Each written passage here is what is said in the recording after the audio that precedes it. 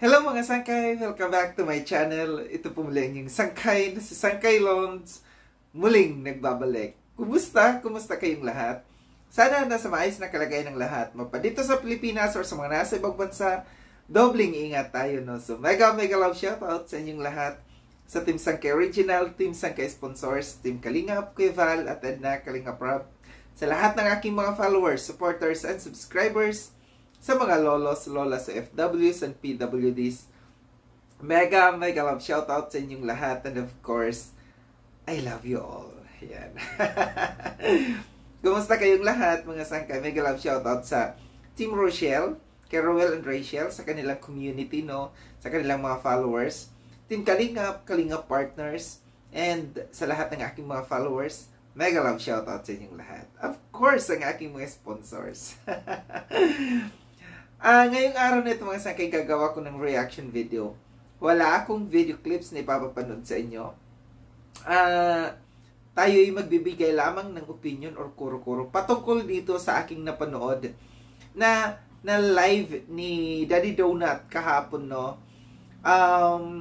Ito'y sinagot niya yung mga paratang, yung mga nangyayari dito sa na issues sa kanila, lalong-lalo na sa kanila ni Trending Pia at saka yung isang sponsor na lumantad, no?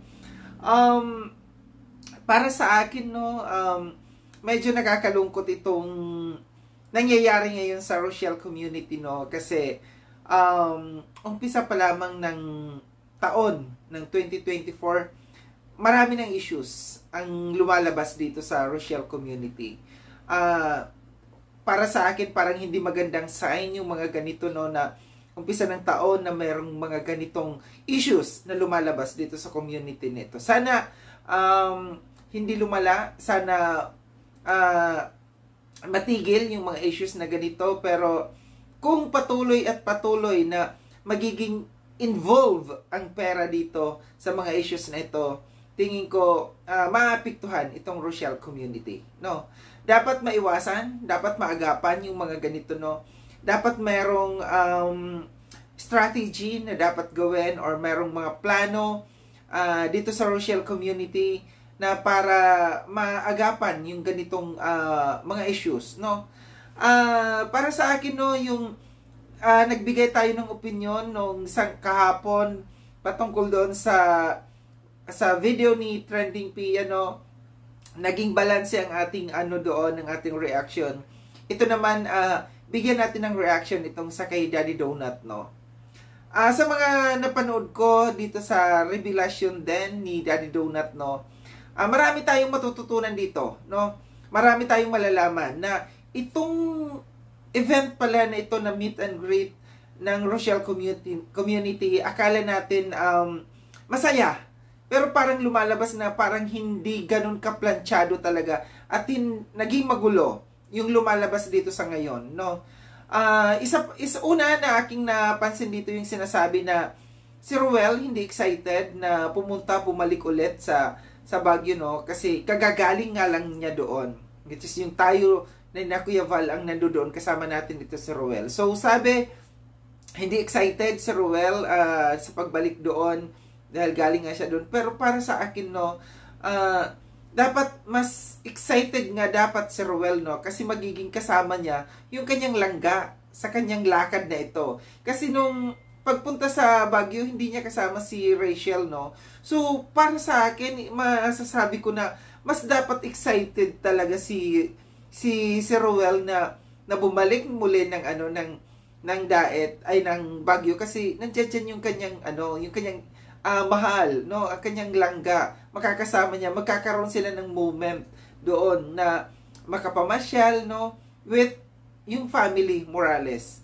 Isa pa ng mga nalaman natin dito na hindi naman pala talaga, ang plano lang pala talaga ng na ito ay yung Morales family lang talaga. Sina Lorne, kasama sina Lorne, no, papuntang Pangasinan, tapos yung totoo nga yung napanood ko sa live ni Lorne, no, na sinabi niya na originally ang plano talaga ay pupunta lamang sila ng Pangasinan, din sumama na, napagplanuhan na nila Daddy Donut na dumiretso na ng Baguio, sumama na sila.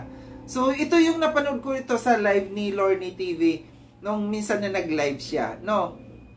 Nung time yata na nagkaroon siya ng issue, nag-live siya patungkol dito. And, isa pa, na nagulat daw yung piniplay niya, nagulat yung sponsor na nagsamahan na yung grupo ni yung grupo ni Roel daw, no? Yung sina Alex Librada, yung buong grupo ng Roel daw. So parang nagulat daw dito yung sponsor na teka lang, ang laki na kanyang gagastusin. Na parang siguro naisip ng sponsor, teka lang, napasubo ako dito kasi gusto ng sponsor na solo lang niya yung gastos, no? Gusto niya solo lang yung gastos na ito na nalakad, pero hindi niya inaasahan na marami pala ang sasama na mapapalaki ang kanyang gastos.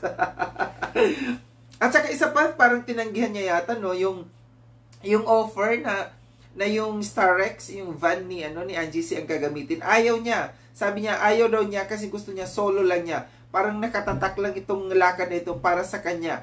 Sponsor lang niya ito, no? Pero hindi natupad. Nagkaroon ng mga issues dito, no? Nagkakaroon, ito yung aking dito. Sa mga ganitong klase ng mga event, dapat mayroong isang organizer lang talaga, no? Isang organizer para maging smooth ang na siya yung magpaplansya ng lahat. Pero itong organizer na ito dapat trusted, no? Mapagkakatiwalaan. Pwede naman, no, yung mga ganito na siya yung mag-organize ng lahat pero hindi siya yung hahawak ng pera. Kasi pagdating talaga sa pera, malaking usapin talaga. Kagaya nito ngayon, nagkakaroon ng issues dahil dito sa pera, no? Pera ang pinagmumulan ng lahat ng ito. Dapat kasi sa akin, no, ang question ko kasi dito, bakit lahat ng parang, ang napansin ko, ang lahat ng pera, lahat ng mga sponsors, dumadaan sa kay Trending Pia. Wala namang masama doon kung pinagkakatiwalaan nila si Trending Pia. Pero sa ganitong mga pagkakataon na nagkakaroon ng issue, gaya ng sabi ko, hindi maaaring hindi magkaroon ng issue pagdating sa pera, no? Kaya kung ako dapat sa kanila, no, may magbuo sila ng team ng Rochelle na yung trusted, kung ganitong may mga event silang gagawin, merong isang organizer, pero hindi hahawak ng pera. Dapat talaga ang pera na galing sa mga sponsors, ipagkakatiwala kay Roel or Rachel. Sila dapat doon sa kanila manggagaling yung pera, doon ibabagsak sa kanila yung pera, para maiwasan yung mga ganitong issues, no? Ito yung lessons learned natin, no? Na ito yung dapat na matutunan natin, yung mga ganitong pagkakataon. Kasi, pansin nyo, ilang beses na nagkaroon ng meet and greet ang Kalingap, sina Kuya Val, na walang issue, no, pagdating dyan sa pera. Wala talaga, kasi walang pinagkakatiwalaan sina Kuya Val, sina Kalingap Rob, na mga tao na papadalhan ng pera, nagagastusin, no, para sa sa mga event na ganito. Ang meron lang, may mga nag-i-sponsor. Yes, may mga nag-i-sponsor, kagaya ng pagpunta natin ng Baguio, no. May mga nag-i-sponsor kagaya nung sa kay Horbin TV, ako yung kinontak. Ang lang doon ni Horbin TV, wala siyang perang ipapadala. In-offer lang niya yung titirahan, tapos in-offer niya na magkaroon ng lunch dahil birthday ni Kuya Val. Ang pinagkatiwalaan niya doon, yung kapatid ni Horbin TV, no? Na mag-organize lahat ng pagpapakain. Actually, ang doon, ang plano lang talaga doon ay birthday lang, yung pagpapakain lang sa birthday ni Kuya Val. Pero hindi nangyari po yun. Ang nangyari kasi, doon nag-stay yung ibang mga, yung mga kasama ni na Kuya Val, no? Doon nag-stay sa bahay. Siyempre, sagot na yung, ilang days silang nag-stay doon, 2 or 3 days. Sagot na yung almusal, sagot na yung pananghalian, ng mga naiwan doon nag-stay sa bahay. Kasi sina Kuya Val sa iba sila nag-stay. Sina Kalingap Rob. So, dapat ganito, no? Para maiwasan yung mga issues, dapat may maayos yung pagkaka-organized, no? Hindi yung magulo. Kagaya nito, nagsasanga-sanga, gusto ng isang sponsor na siya lang ang mag-sponsor. Hindi alam natin na marami na pala mga sponsors na nagbibigay ng pera na nagpapadala. No? Kaya hindi talaga maaari, hindi maiiwasan na magkaroon ng issues sa mga ganito. Nandiyan si Daddy Donut, nandiyan si Trending Pia. So, magkakalabo-labo talaga. So, dapat isa lang, no? Sa ganito, ito yung aking dito sa Rochelle community na dapat mapag-isipan ito ni Roel and Rachel, no? Na meron silang team na maghahawak sa mga ganitong klaseng event, mga meet and greet, para hindi maging magulo, no? Para smooth ang lakad nila. Tapos yung ito na maraming issues dito sa sa Rochelle community sa ngayon na nakakalungkot na sana hindi maapektuhan ito si Roel and Rachel, kasi once na maapektuhan itong dalawang ito, paano na lang, no? Paano na lang yung mga tinutulungan nila? Paano kung mawalan ng gana yung mga sponsors sa ganito, no? Alam natin nangyari na ito sa kay Kuya Val. Maraming mga sponsors na umalis sa kay Kuya Val, at ito yung dapat iwasan ng Rochelle community na mangyari, na yung mga sponsors magsawa, umalis dahil nga nagkakaroon ng mga issues, na mga ganitong klaseng issues sa pagdating sa pera, no? Napakalaking bagay, no? Dito na isawalat na yung mismo pag-uwi ni Roel, sagot ng sponsor yung plane ticket niya, na-extend pa yung kanyang pag-uwi ng Davao. Lahat wala silang ginastos dito, gastos ng mga sponsors, no?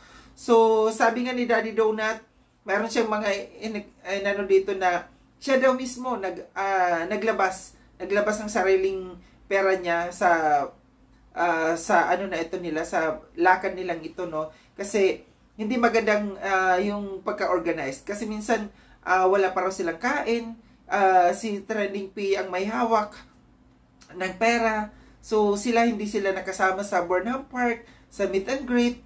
So, hindi. Ito yung lumalabas sa ngayon na unti-unti na lumalabas. Lumalabas yung mga kuro-kuro talaga na merong problema dito sa Rochelle community, na dapat ito yung sinasabi ko, na dapat maiwasan habang maaga maiwasan. Bagong pasok ng taon, ganito ang issue sa Rochelle community, na dapat maplansya ito. Maplansya ito ni Roel and Rachel, na dapat kung sino yung mga tao na nagiging involved sa mga ganitong issues, dapat iwasan. Iwasan na nila yun, no? Hindi yung sinasabing iwasan, kundi ilagay muna sa isang tabi, no? Wag muna siya yung pahawakin ng mga ganito kung meron silang mga event, kasi meron ng issues na nangyayari. So, ito lang yung aking reaction patungkol dito sa reaction video ni Daddy Donut kahapon, no? Wag natin i-bash. Wag tayo mag-bash kay Trending Pia. Wag tayo mag-bash kay Daddy Donut. Ang sa akin lang, mga viewers, may kanya-kaya na tayong bet dito, or fans, or gusto kung si Trending Pia or si Daddy Donut. Wag natin i-bash ang bawat isa, kasi hindi natin alam kung ano ang punot dulo, no, ng kwentong ito. Kasi ang bawat isa mayroong inilalabas na mga ebidensya. So, si Trending Pia may mga ebidensyang inilabas, si Daddy Donut may mga inilabas na mga ebidensya. Di natin talaga alam kung sino nga ba ang nagsasabi ng totoo dito. Ang sa akin lang, para sa mga viewers, magmatsyag tayo. Alamin natin, ano ba ang history ni Daddy Donut? Ano ang history ni Trending Pia? Hindi yung sasabihin natin, ay ganito kasi maganda, kasi na maganda ang kanyang pagpapalakad, maganda yung kanyang ipinapakita. Nakikita lamang po yan sa harapan ng camera. Pero yung totoong pagkatao, ano nga ba talaga ang totoong pagkatao ng ng bawat isa dito sa social media? Alamin natin si Trending Pia, galing ng Mardi, community ng Mardi. Ano ba ang ginawa niya doon sa community ng Mardi? Yun yung dapat alamin natin. Si Daddy Donut, ano ba yung history nito bago mapunta dito sa social media? Ano bang mga pinagagagawa nito sa buhay? Yun yung dapat balansehin natin, na hindi porket idol natin, kahit nakikita nating mali, i-tolerate natin. I-idolize pa rin natin. Ang maganda dyan dapat pagsabihan, no? Pagsabihan, oy, ganito, ganyan ang nalalaman ko patungkol sa iyo. So, wag natin, hindi porket idol natin, kahit mali na, ito-tolerate pa rin natin. So, muli, ito lang yung aking reaction patungkol dito, no? Na sana maging maayos ang community ng Rochelle. Maraming salamat mga sangkay no sa panonood. Sa mga hindi pa nakapag-subscribe, kaya kailan subscribe nyo na po ako. Click yung notification bell para updated kayo sa lahat ng mga videos na aking gagawin. Like and share tong video nito mga sangkay. Kita-kits tayo ulit sa susunod na video na aking gagawin. Ingat kayo, sangda ko ng mundo bang kinaroroon. Paalam na mga sangkay, paalam.